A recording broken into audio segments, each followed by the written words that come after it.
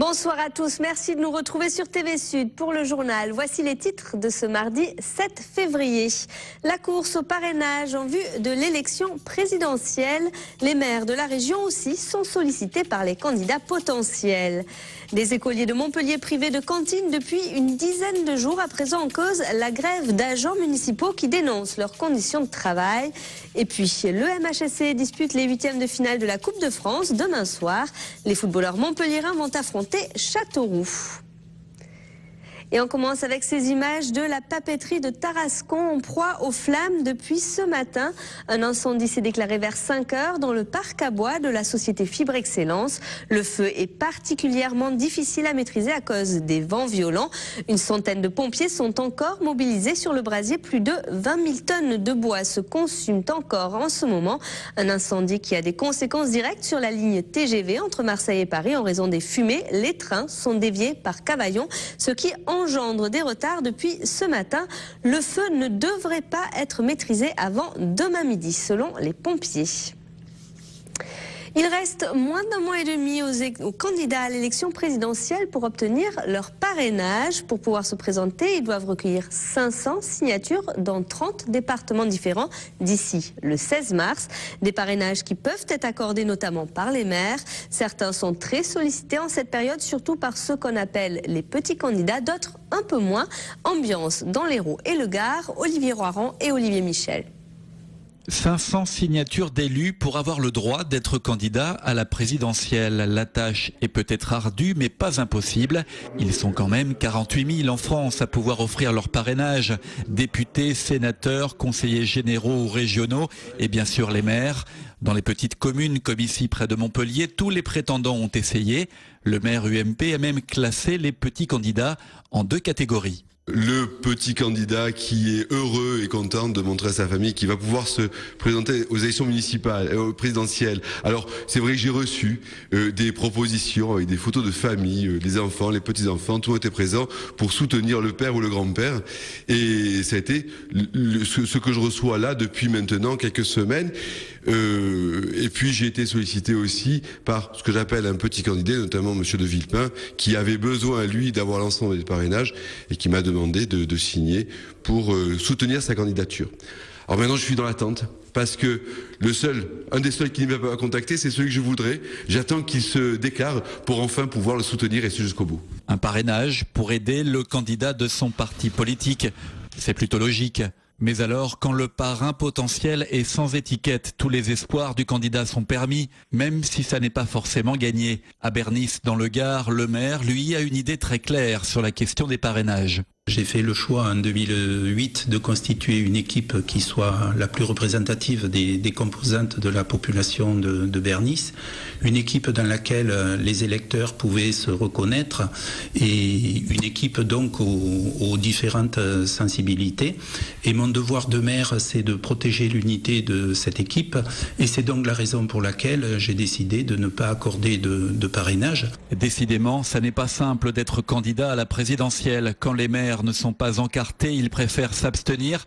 Mais il y a un espoir. Bienvenue à Latte, l'une des plus grosses communes de l'agglo de Montpellier. Ici, le maire est dans une situation plutôt atypique. Je ne sais pas si c'est atypique, mais alors qu'il est, excepté la circulaire d'un candidat qui s'appelle Miguet, je n'ai rien reçu. Soit Latte ne fait pas partie de la République française, c'est une blague évidemment, soit j'ai mauvais caractère, c'est possible, soit je suis déjà catalogué, c'est encore plus possible, soit peut-être que les correspondants locaux des différents candidats disent c'est pas la peine que tu perdes du temps à aller voir Meunier, tu n'auras pas de parrainage, ce qui est tout à fait envisageable et vrai.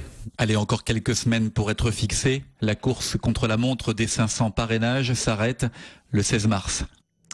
Le système des parrainages qui pose la question de l'anonymat des signataires. Jean-Pierre Grand, le député maire de Castelnau-le-Lez dans l'Hérault, a déposé une proposition de loi pour demander que les parrainages ne soient pas publiés au journal officiel. Il s'explique au micro d'Olivier Brachard. Écoutez. On croit que le parrainage est un engagement politique. Non, le parrainage, ce n'est pas un engagement politique derrière le candidat. C'est permettre à un candidat républicain, et non farfelu bien sûr, d'être candidat à l'élection présidentielle. C'est l'esprit de la Constitution. Alors aujourd'hui, ça revient, si vous voulez, le système actuel, la perversion du système actuel revient à faire désigner les candidats par les 3 principaux partis politiques. Les mosquées étaient en débat lors du conseil municipal de Montpellier hier soir. Jusqu'à présent, les salles Averroès, à la Mosson et Ibn Sina au Petit Bar étaient occupées avec des baux précaires. Hier, la décision d'attribuer des baux amphithéotiques de 30 à 99 ans aux 2 associations cultuelles qui gèrent ces mosquées a été longuement expliquée et débattue. Il y a quelque temps, l'adjoint délégué aux relations culturelles expliquait ce choix au micro d'Olivier Roiran. Écoutez. C'est simplement pour simplifier nos relations avec la communauté musulmane, parce que ça fait plusieurs années qu'ils s'occupent de ces lieux, ils veulent y faire des transformations, des aménagements, ce qui est tout à fait naturel, puisqu'il y a un nombre croissant de personnes qui viennent prier dans ces lieux, donc il est tout à fait naturel qu'on puisse signer un bail amphithéotique de façon à ce qu'ils en aient la jouissance, c'est-à-dire qu'ils auront les mêmes droits et devoirs qu'un propriétaire. À noter que l'adoption définitive des textes doit être programmée lors d'une prochaine séance du conseil municipal de Montpellier. Le 20 juin dernier, Carla, 13 ans, avait été tuée d'un coup de poing devant son collège de Florensac. Son agresseur présumé a demandé la semaine dernière sa remise en liberté. Demande rejetée aujourd'hui, la chambre de l'instruction de Montpellier confirme le maintien en détention du suspect âgé de 16 ans. Les candidats aux législatives d'Europe Écologie Les Verts pour le Languedoc-Roussillon ont été présentés officiellement aujourd'hui à Montpellier. 15 candidats de la région portent le projet écologiste de façon autonome, 3 dans le Gard et 6 sur l'Hérault. 2 candidats sont investis dans le cadre de l'accord entre Europe Écologie Les Verts et le Parti Socialiste. Jean-Louis Romégas dans l'Hérault sur la première circonscription et Christophe Cavard sur la 6e du Gard. Une circonscription convoitée également par l'écologiste gardois Sylvain Pastor. Mais pour le parti, la question est tranchée. Écoutez. Sylvain Pastor ou des personnes souhaitaient être candidats en dehors des personnes régulièrement investies, il n'y aura pas besoin de les exclure. C'est-à-dire que des gens qui sont candidats contre, alors qu'ils ne sont pas investis par le mouvement dont ils font partie, ça veut dire qu'en clair, ils quittent leur mouvement. Donc ce n'est pas une question d'exclusion, ce serait une question de départ de Sylvain ou d'autres, moi que personnellement je ne souhaite pas. On parle beaucoup de dissidence, d'un côté d'Europe Écologie, parfois au Parti Socialiste. Je pense que ce qui a été prouvé ce matin, c'est qu'aujourd'hui c'est la responsabilité collective à gauche. Dans le camp d'Europe Écologie, en plus, il y a une double responsabilité, j'ai envie de dire, puisqu'il y a la volonté non seulement de placer l'écologie politique au plus haut niveau dans ce pays avec un groupe parlementaire, mais au-delà aussi, il y a une analyse très fine sur le risque du Front National. Et dans le Gard comme ailleurs, les risques sont énormes, puisque je rappelle que Gilbert Collard est candidat sur la 2e circonscription du Gard, que sur la première circonscription du Gard, Julien Sanchez, jeune loup montant du Front National, est aussi présent, et que sur la 6e circonscription du Gard, où je représente effectivement la candidature de gauche Europe Écologie Parti Socialiste, le score du Front National flirte avec les 30%. À Montpellier, cela fait plus d'une semaine que des écoliers sont privés de cantine. En cause la grève d'une partie des agents municipaux qui dénoncent des conditions de travail de plus en plus difficiles. Ce midi, il n'y avait pas de restauration dans une quarantaine d'écoles de la ville. Dans certains établissements, comme ici à Jacques Brel, des parents ont assuré la distribution de sandwichs. Pour beaucoup, l'organisation est de plus en plus difficile à trouver. Écoutez. Il a fallu se débrouiller par des moyens, voilà, téléphone, email, parents qu'on connaissait pour qu'ils puissent prendre nos enfants, sachant que nous, on travaille à 2, donc pas de cantine. Donc si on n'a pas d'amis ou pas de parents qu'on connaît sur l'école, nos enfants, on en fait quoi? Nos enfants mangent un pique-nique, donc un repas froid. Il fait 2 degrés aujourd'hui sur Montpellier. C'est pas normal. Je voudrais d'abord dire, moi, aux parents d'élèves que je comprends tout à fait les difficultés importantes dans lesquelles tout ça les a mis, des situations vraiment extrêmement compliquées, dans lesquelles ça a pu mettre les gens qui travaillent et qui doivent gérer également les enfants sur le temps méridien. En réorganisant un peu nos moyens humains, je suis donc en capacité de vous dire que nous accueillerons tous les enfants à la demi-pension et jeudi et vendredi. Il est possible que dans certaines écoles, ce soit avec un menu un peu différent du menu habituel, mais tous les enfants qui veulent déjeuner à la demi-pension, à l'école à midi, seront accueillis. Les parents d'élèves montpelliérains qui ont tout de même créé une boîte mail pour échanger et se fédérer sur le sujet. Contactparentsdélèves@gmail.com si vous voulez plus d'informations. Nouvelle semaine et nouvelle étape pour la future ligne 3 du tramway de Montpellier Agglomération. Aujourd'hui, c'est à Juvignac que la première rame a fait son arrivée officielle. L'occasion d'inaugurer officiellement le pont de la Mosson. La future ligne 3 va relier la commune de Juvignac dans le nord-est de Montpellier à Pérols sur l'étang de l'Or. Un atout primordial pour le maire de la commune. Écoutez. Maintenant, nous sommes reliés directement, non seulement à Montpellier, à la mer. Pensez aux Juvignacois qui vont travailler à Montpellier, qui pourront prendre le tram. C'est quand même pour la population une avancée considérable. Juvignac a un grand destin parce qu'il faut lui donner, disons, une connotation de ville autonome tout en faisant partie d'une grande agglomération. Elle sera une ville plutôt touristique. Donc pour le tourisme, pour les thermes, nous aurons le tramway à proximité. Les gens pourront venir faire des cures sur Juvignac sans prendre leur voiture. Je crois que c'est quand même une avancée considérable pour le développement de la ville et de l'agglomération aussi. Et je vous rappelle que la mise en service des lignes 3 et 4 du tramway est prévue pour le 6 avril prochain. Troisième jour de grève des pilotes d'Air France. Demain, le mouvement social perturbe toujours le trafic aérien. À l'aéroport de Montpellier, 6 vols sur 25 en provenance ou à destination de Paris-Orly et Paris-Roissy seront annulés demain. L'aéroport de Fréjord qui recommande aux passagers de se rapprocher de leur compagnie aérienne pour plus de renseignements.